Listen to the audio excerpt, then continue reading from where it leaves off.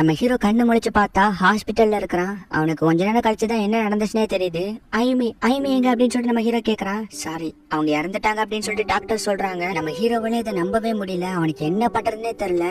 நம்ம லைஃப்ல சில டைம் நம்மளால ஏத்துக்க முடியாத சில விஷயங்கள் நடக்கதான் செய்யும். அதுவும் நம்ம ரொம்ப அன்பு காட்டுற ஒருத்தவங்க திடீர்னு நம்மளை விட்டு போயிருவாங்க. இந்த மாதிரி டைம்ல அவங்களுக்காக ஃபீல் பண்ணி அழுறதெல்லாம் கரெக்ட் தான். ஆனா அதே நினைச்சிட்டு நம்மளோட லைஃபை ஸ்பாயில் பண்ணிக்க கூடாது. நீ அதை அக்செப்ட் பண்ணிட்டு மூவ் ஆன் பண்ண பாரு அப்படின்னு சொல்லிட்டு அவங்க கிளம்புறாங்க. ஐமி சின்ன வயசுல இருந்தே அவளும் நானும் தனியா தான் இருக்கணும்.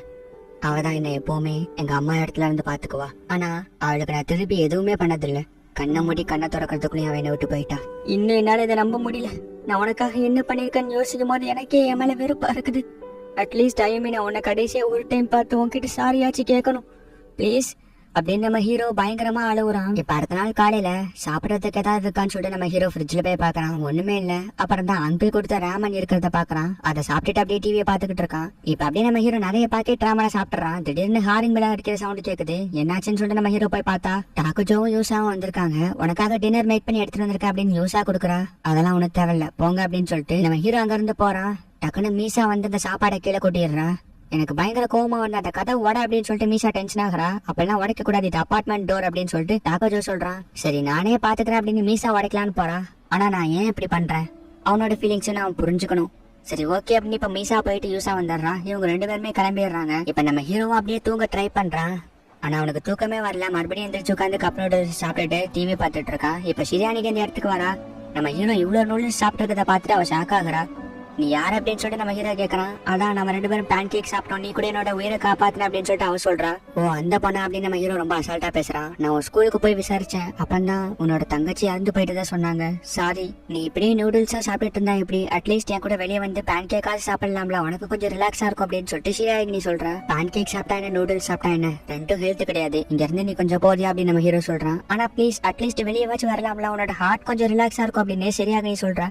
அதெல்லாம் தேவையில்லான்னு இப்ப நம்ம ஹீரோ அங்க இருக்க நூடுல்ஸ் டப்பா எல்லாத்தையும் ஏற்றான். அது அவளோட மூஞ்சிலே படுது. அவ ரொம்பவும் பயந்துட்டு சாரி நான் ஏதாவது தப்பா பேசியிருந்தா என்ன மன்னிச்சிரு அப்படின்னு அவளும் அங்க இருந்து கிளம்புறான். இப்ப நம்ம ஹீரோ சாப்பிட்டு எல்லா நூடுல்ஸையும் காலி பண்ணிட்டான். இதுக்கப்புறம் சாப்பிட எதுவும் இல்ல, வெளியே போய் தான் வாங்கணும் போல அப்படின்னு நம்ம ஹீரோ வெளியே போனான்னு பார்த்தா அங்க வெளியே ஆல்ரெடி ரெண்டு பேரும் நின்றுட்டு இருக்காங்க. இது சிரியானியோட செக்யூரிட்டிஸா தான் இருக்கும். அவ இவங்களை வச்சு என்ன பிடிக்கலான்னு பிளான் போட்டா போல அப்படின்னு நம்ம ஹீரோ இப்போ அவங்களோட உடம்புல பூந்து அவங்க எல்லாத்தையுமே அடிச்சு போடுறான்.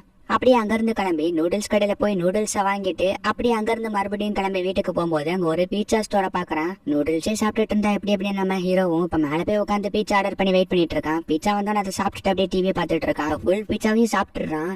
நான் அப்படியே இங்கே இருந்தா யாரும் என்ன எதுவும் கேட்க மாட்டாங்கல்ல அப்படின்னு நம்ம ஹீரோ வச்சுட்டு இருக்கும்போது இந்தாங்க நீங்க ஆர்டர் பண்ண இன்னொரு பீட்சா அண்ட் சாலட் அப்படின்னு சொல்லிட்டு கொடுக்குறாங்க. நம்ம ஹீரோ இப்ப அதையும் சாப்பிட்டு முடிச்சுட்டு அப்படியே அங்கேயே தூங்குறான். ஆனா நம்ம ஹீரோவுக்கு சுத்தமா தூக்கமே வரல. இங்க இருந்தது போதும்னு நினைக்கிறேன் அப்படின்னு நம்ம ஹீரோ இப்ப அங்க இருந்து கிளம்புறான். போற வழியில ஒரு சாக்லேட் கடையை பாக்குறான். அங்க போயிட்டு அந்த சாக்லேட்டை வாங்கி அதை சாப்பிட்டு பாக்குறான். இது நல்லா இருக்கு அப்படின்னு நம்ம ஹீரோ சொல்லிட்டு அப்படியே போறான். அப்ப அங்க சில பேர் கேம் விளையாடிட்டு இருந்ததை பார்த்துட்டு இதை ட்ரை பண்ணலாம் போல அப்படின்னு நம்ம ஹீரோவும் போயிட்டு இப்ப கேம் விளையாண்டு பாக்குறான். இந்த கேம்ல எல்லாத்தையும் ஷூட் பண்ணி சாகடிக்கணும். சோ இப்படியே வந்து அவனும் கேம் விளையாண்டுட்டு வீட்டுக்கு போய் பீட்சா சாப்பிட்டுட்டு அந்த சாக்லேட்டை வாங்கிட்டு இப்படியே கேம் விளையாண்டுட்டே இருக்கான். சாகணும் சாகணும் அப்படின்னு சொல்லிட்டு நம்ம ஹீரோ இப்போ சைக்கோ மாதிரி எல்லாத்தையும் கொலை பண்ண ஆரம்பிச்சிடுறான். சோ இப்படி ஒரு நாள் வரும்போது ரெண்டு பேர் விளையாண்டுட்டு இருக்காங்க. கொஞ்சம் வெயிட் பண்ணும் அப்படின்னு நம்ம ஹீரோ வெயிட் பண்றான். ரொம்ப நேரம் வெயிட் பண்றான். போதுண்டா போங்கடா அப்படின்னு சொல்லிட்டு நம்ம ஹீரோ டென்ஷன் ஆகுறான். யார்கிட்டதான் வம்பு பண்றா அப்படின்னு சொல்லிட்டு அவங்க அடிக்கிற மாதிரி வராங்க.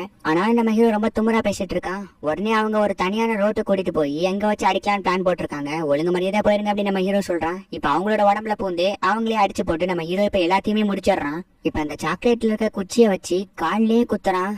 கேமை விட ரியல் லைஃப்ல கில் பண்றதுங்கிறது ரொம்ப சூப்பரா இருக்குல்ல அப்படின்னு நம்ம ஹீரோ கால்ல குத்துறான். இதுக்கப்புறம் என்னோட வழியில வந்தீங்கன்னா கால்ல குத்துனத கழுத்துல குத்துறோம் அப்படின்னு நம்ம ஹீரோ அங்க இருந்து கிளம்புறான். எங்க கேங் மெம்பர்ஸ் அடிச்சுட்டு இவ்வளவு அசால்ட்டா போயிட்டு இருக்கா அப்படின்னு சொல்லிட்டு இப்போ ஒரு புது கேங் வந்து நம்ம ஹீரோவை சுத்தி உடைக்கிறாங்க. நம்ம ஹீரோ இப்ப அவங்களோட உடம்புலயும் பூந்து அவங்களே அடிச்சு தம்சம் பண்றான். கேங் லீடரோட முடியை பிடிச்சு கண்ணிலேயே குச்சியை வச்சு என் வழியில வராதீங்கன்னு சொல்லியிருக்கோம்ல அப்படின்னு சொல்லிட்டு மிரட்டுறான். அதுக்கப்புறம் அந்த குச்சியை எடுத்துட்டு பொழைச்சு போங்கடா நாய்களா அப்படின்னு சொல்லிட்டு அனுப்பி விட்டுறான். அதுக்கப்புறம் நம்ம ஹீரோ கிட்ட நிறைய பேர் சண்டை போடுறதுக்காக புது புது கேங்ஸ் எல்லாம் வந்துட்டு இருக்காங்க. ஆனா நம்ம ஹீரோ எல்லாத்தையுமே அடிச்சுட்டு ஒரு சைக்கோ மாதிரி பிஹேவ் பண்ணிட்டு இருக்கான். இப்படி ஒரு நாள் ஒரு கேங் அடிக்கும் போது அதுல இருக்க ஒருத்தன் ஒரு பாக்ஸ் எடுக்கிறதுக்கு போறான். இது என்ன உனக்கு அவ்வளவு இம்பார்ட்டன்ட் அப்படின்னு சொல்லிட்டு நம்ம ஹீரோ அதை திறந்து பாக்குறான். அது வேற ஒண்ணும் இல்ல, ட்ரக்ஸ் தான்.